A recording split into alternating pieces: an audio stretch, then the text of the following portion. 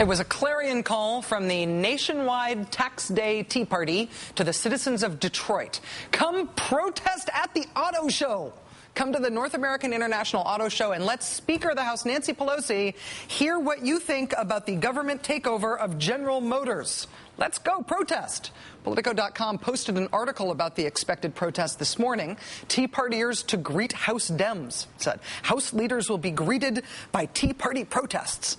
Seeing that article, we put that item on the agenda for our news meeting here for this show this afternoon, thinking this might be an important hook for talking tonight about the end of the congressional recess. Lawmakers protested in Detroit before heading back to D.C. But then the first AP story on the protests in Detroit hit the wires, and this is how it led. Quote, Charlie Genera thought there would be a sizable showing for a planned Tea Party protest outside the annual International Auto Show in Detroit on Monday. For the first 45 minutes, though, it was just him and one other person. Apparently later, the Tea Party turnout swelled to nearly 24. Politico says there were about 20 people there ultimately.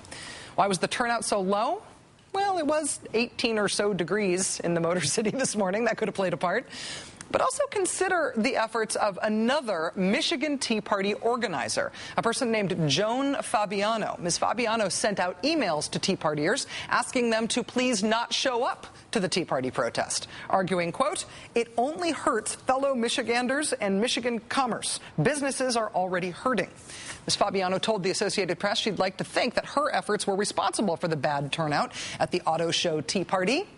So we have one group of Tea Partiers organizing a protest and another group of Tea Partiers organizing to stop that protest. Tea Partiers working at cross purposes. Tea Party on Tea Party torpedoing.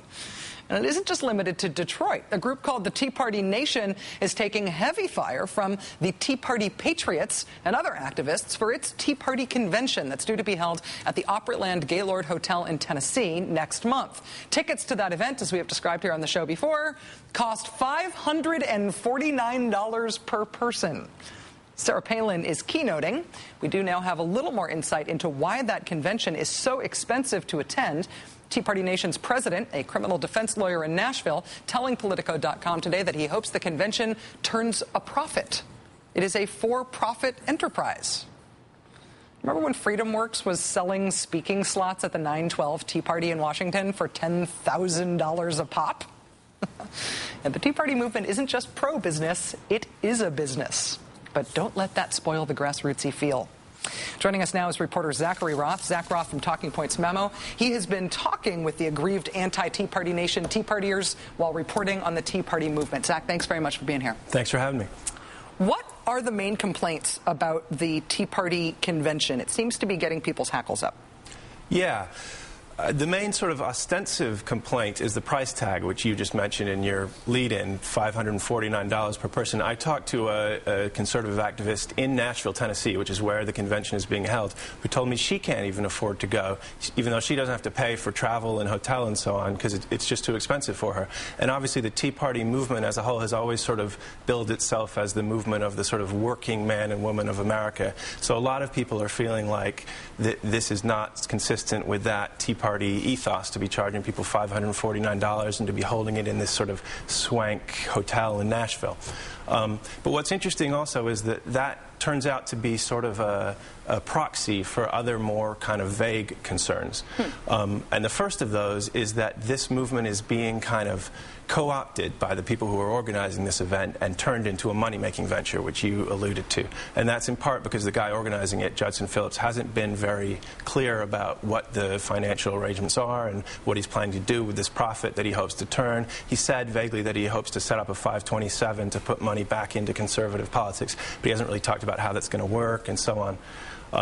The other thing, though, is that there's a fear that this is a way for the Republican Party to kind of move in and co-opt the energy of the Tea Party movement. So, for instance, I was told that the organizers had voted to invite Michael Steele, the RNC chairman, to come and speak at the convention. So there's a lot of fear among the more sort of grassroots types in the movement that this is the Republican Party's kind of play to take over the Tea Party movement, and that also is sort of against everything that the Tea Party movement has always stood for. It seems to me like there's two different ways to look look at this. One is to say that there's a bunch of different types of organization within the Tea Party movement. There's the guy running it as a business, which is happening with the convention.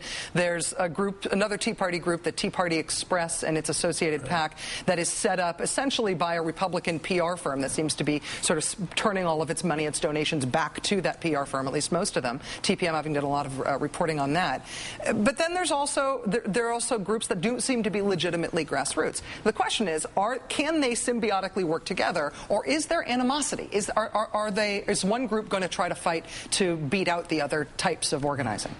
Well, there's definitely animosity right now, but the interesting thing is it's not like those distinctions are completely clear, because as you said, the Tea Party Patriots, which is the group that can make sort of the most legitimate claim to be a kind of grassroots group, has from the start been working with a group called Freedom Works, which, as you know, is Dick Armey's group, who's the former Republican majority leader, and whose group Freedom Works is backed by corporations. So there's never been some sort of original, pure Tea Party movement that was absolutely free from this taint of politics and corporate money. And I think that's probably true of any kind of movement like this. There's shades of gray, and right now the different parts are not working too well together. Although I would say the original, like the sort of pre-this election cycle, libertarian Tea Party folks, that really, it's almost a completely separate movement, but they feel ripped off in part by the folks who have come around in this cycle. So it seems to me like it's one of the most interesting things going on in American politics right now, because it is changing so much, but also because every new bit of reporting seems to set off yet another firestorm within the movement. And you've helped us cover it a lot with your reporting, so thanks a lot, Zach. Thanks for having me.